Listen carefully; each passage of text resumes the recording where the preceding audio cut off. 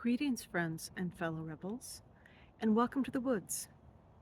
Since we have been talking about dark side activity, which is to say, spiritual actions done for the benefit of oneself solely and to the detriment of others, or the benefit of one's tribe, one's group solely, and the destruction or harm of others, I think it's important that we talk a little bit about the reality of manifestation and the universal rules, which do not depend on your culture, your belief system. There are certain parameters that are universal, that are akin to all generations, to all cultures. There are ways to get around them, but in the end, they're inviolate.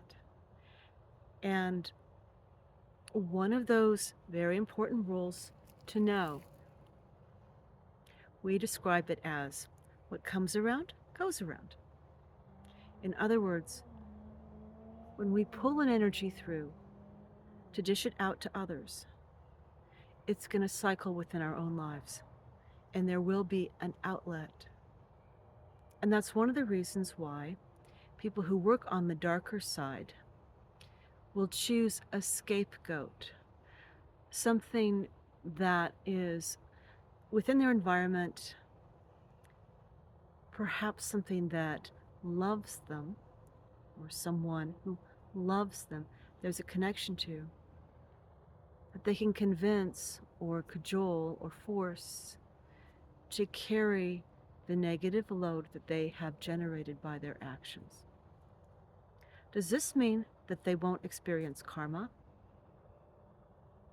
That they won't experience negative ramifications for what they've done? No. This simply means that they have deferred payment for what they have done to a point later in their lives, and at the same time increased the problem by not just harming the target of their spiritual actions, but also yet another innocent third party.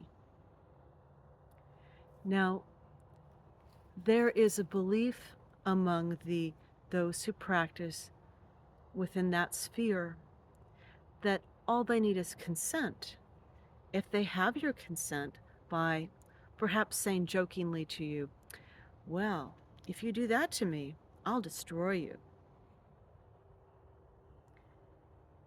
And you laughing it off, or perhaps agreeing, yeah, you'll destroy me. They'll take that as, well, I warned you, and that's what you did. So that gives me permission to retaliate and harm you. I'm karmatically off the hook. Doesn't work that way. Again, it might in the short term. But there are consequences for aligning yourself in that direction. You could become very powerful, but your power can only be used in a very narrow beam. It can only be used to harm, to take, to intimidate, to destroy. If you dedicate yourself in a particular direction, there will be a check and a balance on you. When you specialize, the strength of being specialized in a particular direction is that you'll become very good at that particular thing. But the disadvantage is that you will be good in that particular thing, sometimes to the exclusion of many other things. Now, some get around that by having friends, acquaintances, those who assist, where you band together in a group and each has a specialty.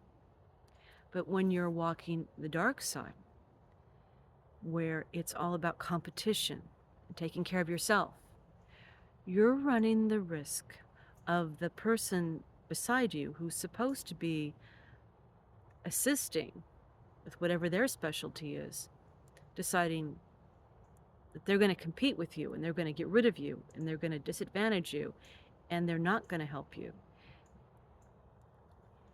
The thing about manifestation, if you want to live in a kind world, you need to be kind. If you want to live in a beautiful world, you need to create beauty. If you want to have love, you need to be love. All of the things that create happiness for humans, the connectivity and the joy, this happens because we can trust each other, we can work with each other. Humans do not thrive in isolation.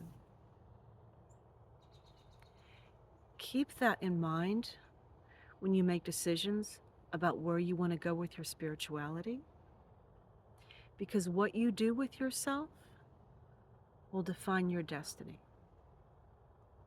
Every energy you bring through yourself to share with others or to send out to others to make a particular effect, you will have had to connect with that energy first, and it will change you. Subtly at first, but the more of that energy you bring through, the more it will have an influence on your body, your mind, your emotions, your soul. It's important to keep that in mind when you make decisions about what you want to do and how you want to do it. Again, if you want to live in a world of happiness and joy, you need to make that commitment. That's what you're creating in the world. That's what you're moving through you. That's what you're sharing and sending out with others. If you want to bask in source, you have to work with that side of the equation.